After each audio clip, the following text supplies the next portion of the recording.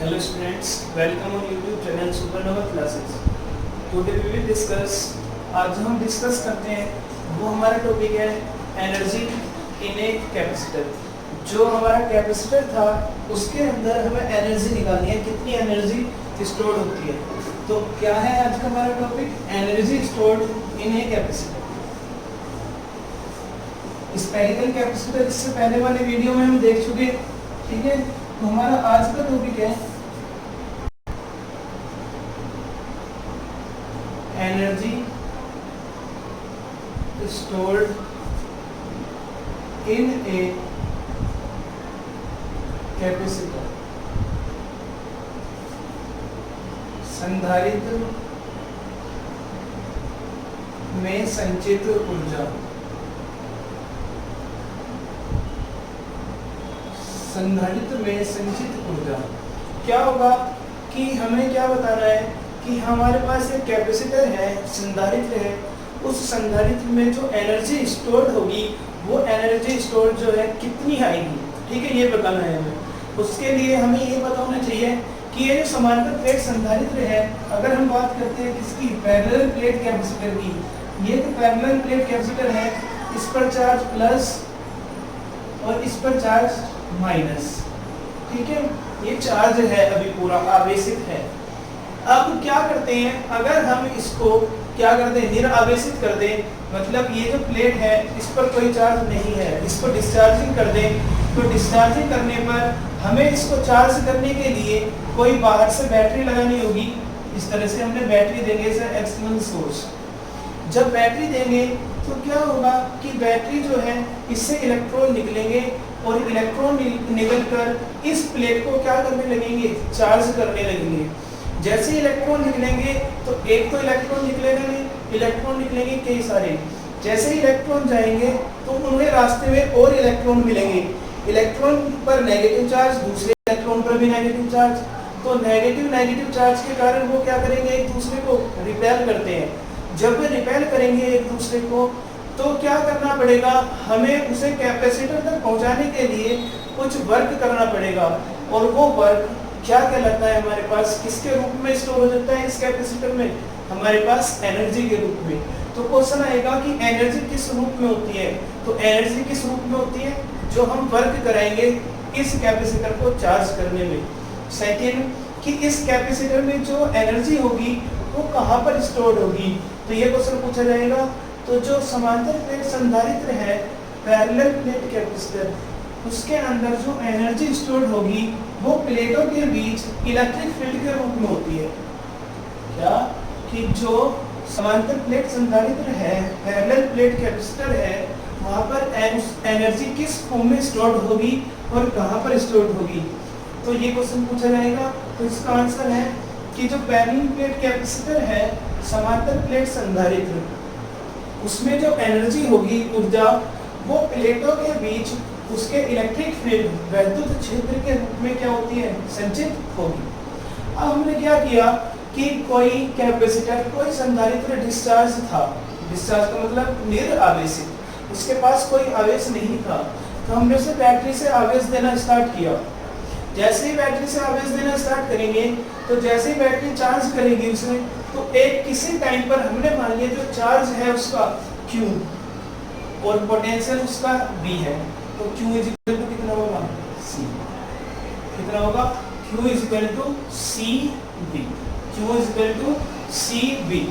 अब हमने क्या किया कि हमने इसको स्मॉल चार्ज, थोड़ा अभी चार्ज फुल चार्ज, अभी जो कैपेसिटर है वो पूरा चार्ज नहीं हुआ, तो हमने उसे थोड़ा चार्ज और दिया।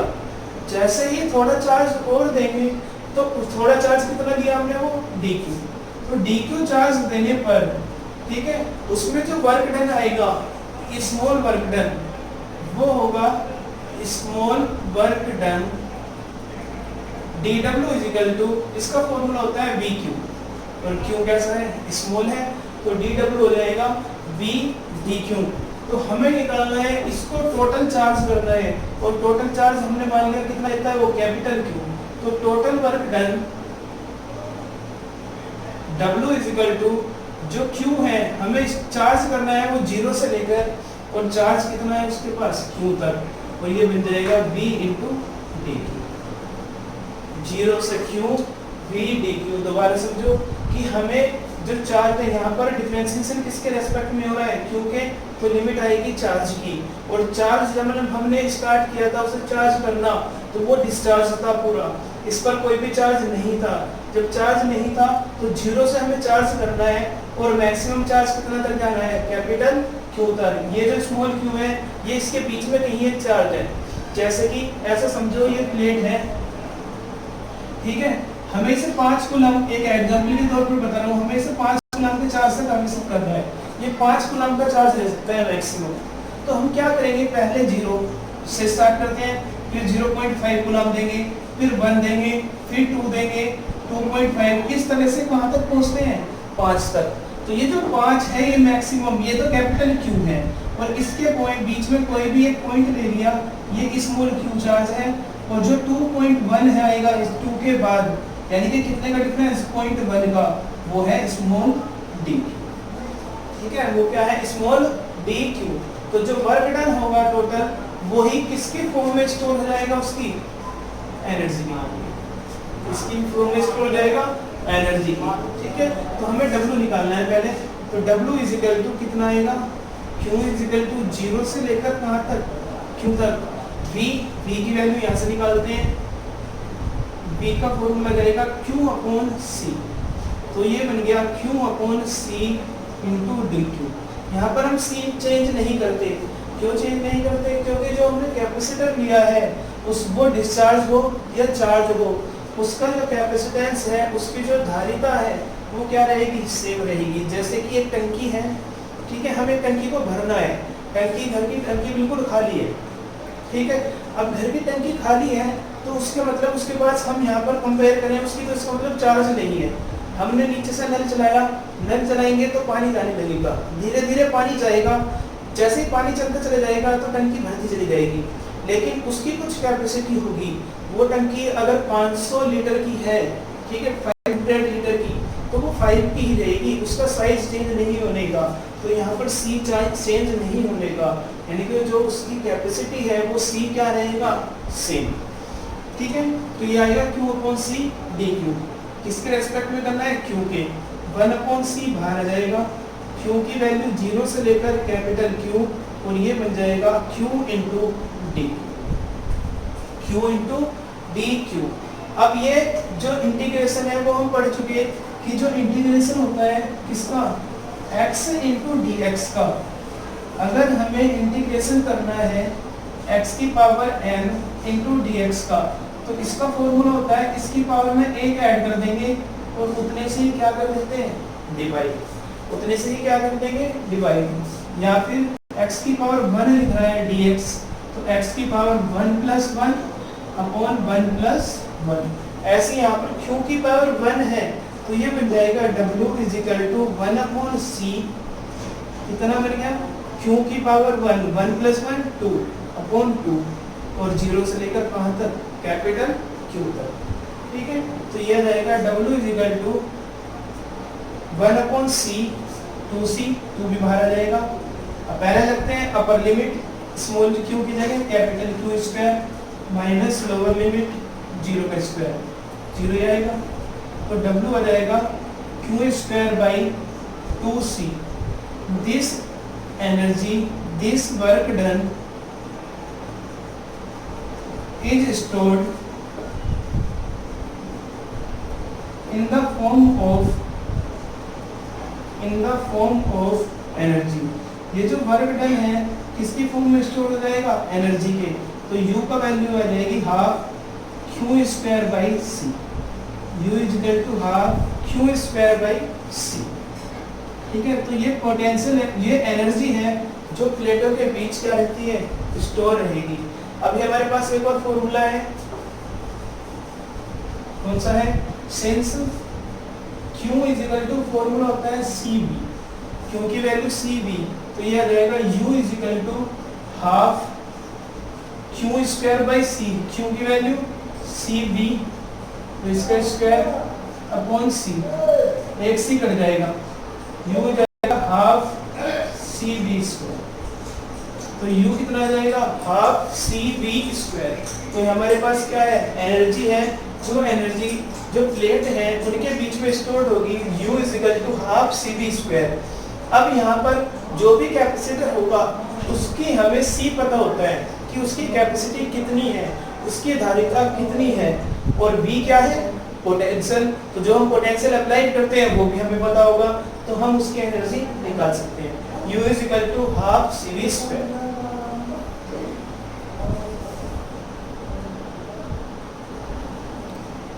तो ये हमारे पास U का फॉर्मूला आ गया। अब हम निकालते हैं energy stored in series combination.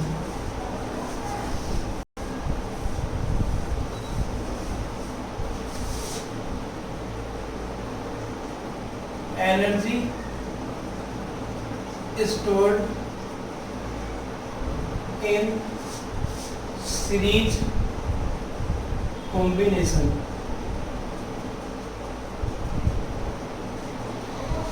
of capacitor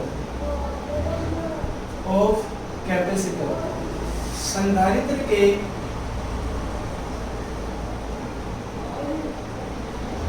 श्रेणीक्रम संयोजन में संचित ऊर्जा।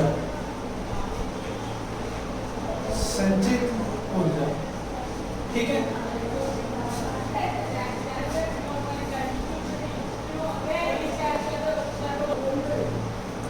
अब देखो क्या करना है।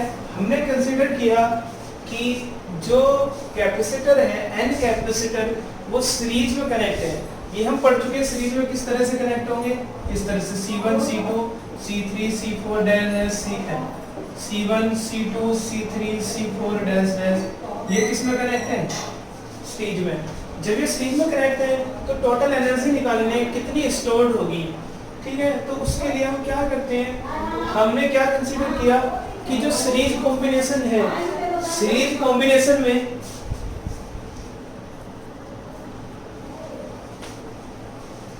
तो एनर्जी जो क्या होगा, जो कैपेसिटर है C1 C2 C3 किस में कनेक्ट है सीरीज में, तो हमें क्या करना है एनर्जी निकालनी है।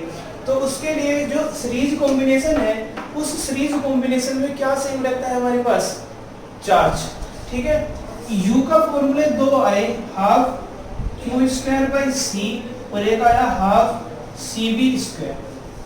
इससे हम ये निकाल सकते हैं आसानी से, लेकिन अब कौन सा फॉर्मूला यूज किया जाए यहाँ पर सीरीज के लिए। ठीक है, तो सीरीज में क्या सेम रहता है Q, तो हम ये वाला फॉर्मूला यूज करेंगे Q वाला।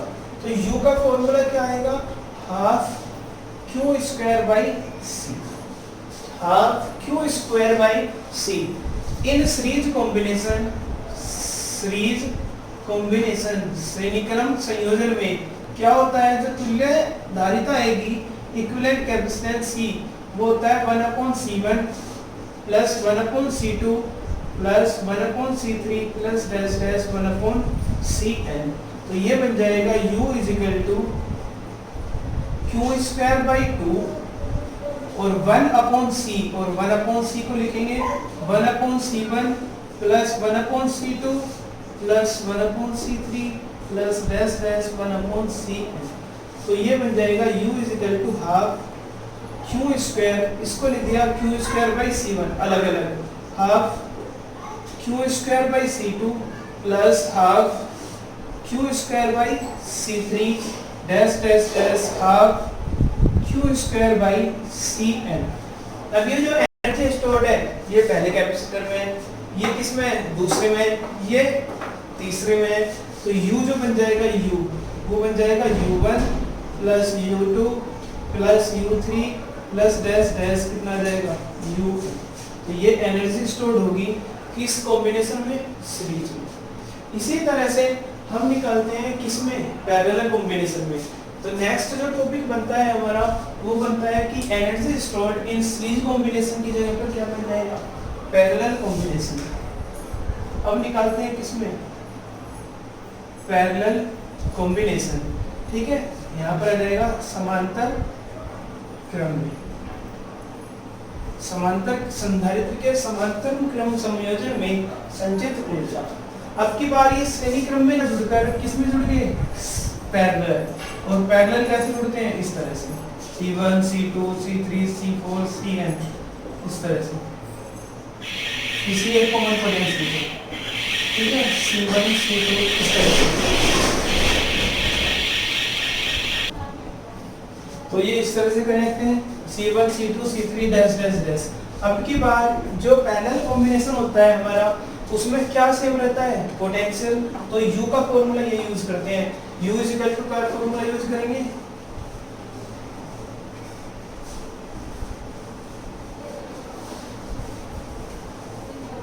U equal to half CV²। In parallel combination जो संयोजन है कौन सा, समांतर संयोजन, उसमें जो इक्विवेलेंट कैपेसिटेंस आएगा C, वो होता है C1 plus C2 plus C3 dash dash dash कितना Cn। तो U बन जाएगा हाफ C और V की जगह, सॉरी, हाफ C की जगह पर C1 plus C2 plus C3 plus dash dash Cn into V²। ठीक है, अलग अलग तोड़ दिए इसे, half C1 V² plus half C2 V² plus half C3 V² plus dash dash dash half Cn V²। ये पहले वाले कैपेसिटर में एनर्जी स्टोर्ड है, ये सेकंड वाले में, ये थर्ड में। इसी तरह से U जो आ जाएगा वो आएगा U1 plus U2 plus U3 plus dash dash Un। तो इस तरह से हम यहाँ पर देख रहे हैं कि हम संधारित्र जो कैपेसिटर है उसको सीरीज में कंबाइन किया जाए या फिर किसमें, पैरेलल में। जो उनकी एनर्जी आएगी, टोटल एनर्जी, वो अलग अलग एनर्जी के क्या होगी, सम के इक्वल होगी। ठीक है, उसमें कोई चेंज नहीं आएगा।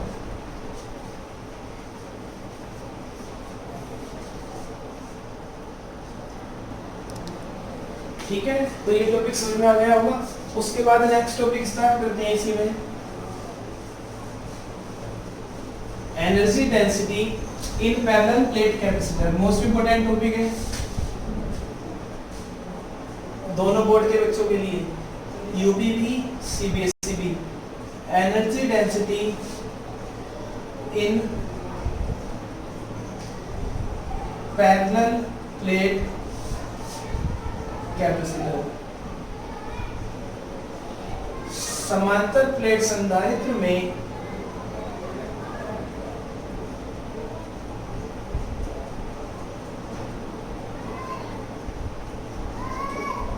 ऊर्जा घनत्व।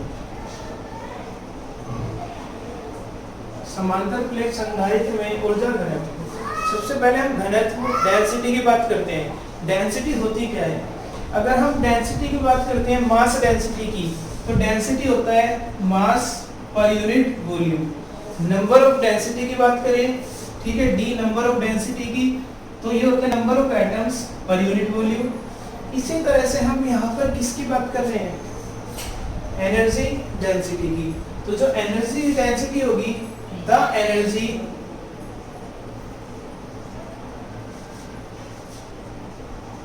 stored between the plates of capacitor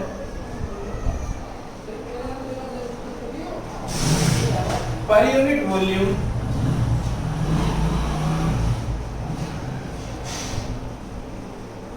is called energy density. Is called energy density. अर्थात हिंदी में लिख सकते हैं समांतर प्लेट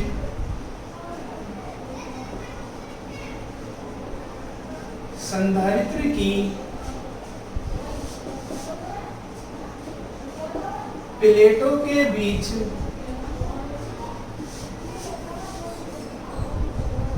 प्रति एकांक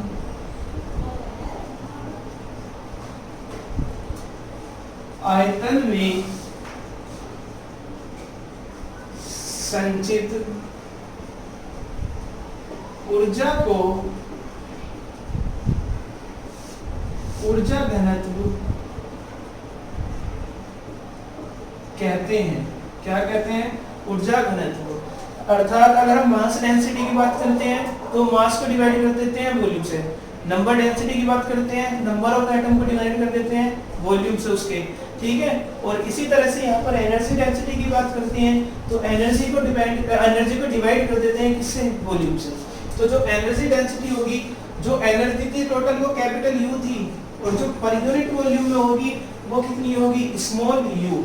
तो जो एनर्जी डेंसिटी होगी वो एनर्जी जितनी स्टोर हो रही है पर यूनिट वॉल्यूम में, वॉल्यूम यानी कि आयतन में, पोटेंशियल नहीं है ये, क्या है? वॉल्यूम, वॉल्यूम, ठीक है। किसका? समांतर प्लेट संधारित्र का। सिंस अब क्या होता है, जो u आया वो हम पढ़ चुके, हाफ कितना होगा? cv square, u is equal to half cv square, ठीक है। सिंस c कितना होता है समांतर प्लेट संधारित्र के लिए? Capacitance of parallel plate capacitor c is equal to a k epsilon naught upon d and v is equal to कितना होगा? e into r, और r की जगह पर जो पैरेलल प्लेट है उनके बीच की डिस्टेंस कितनी है? d। तो v is equal to e into d। तो स्मॉल u की वैल्यू आ जाएगी कितनी? So small u is equal to capital U, capital U की वैल्यू है हाफ c, c की वैल्यू कितनी? Sorry, u is equal to half cv square upon cv square upon 2, ये वाला हाफ cv स्क्वायर। और वॉल्यूम कितना होगा? प्लेटों का एरिया है a, बीच की डिस्टेंस d, तो उनका जो वॉल्यूम होगा वो होगा a into, ठीक है। u is equal to u, capital U, formula है half cv square upon volume कितना होगा? a into d। c की वैल्यू ये रखेंगे और v की वैल्यू ये रखते हैं, ठीक है। तो ये आ जाएगा small u is equal to c की जगह पर रखते हैं a k epsilon naught upon d, v square की जगह पर रखेंगे e square d square upon 2ad, 2ad, a से a कैंसिल, d से d कैंसिल, एक d से एक कैंसिल, तो u की वैल्यू आ जाएगी half k epsilon naught e square. अगर प्लेट जो है उन प्लेटों के बीच एयर है, वायु है, फॉर एयर k की वैल्यू होती है 1, डाइलेक्ट्रिक कांस्टेंट की। इसके आगे वीडियो बनाऊंगा इस पर डाइलेक्ट्रिक कांस्टेंट क्या होता है। तो u इज इक्वल टू कितना आ जाएगा? Half epsilon naught e square. तो एनर्जी डेंसिटी कितनी आएगी? मोस्ट इंपोर्टेंट फॉर्मूला है u is equal to half epsilon naught e square.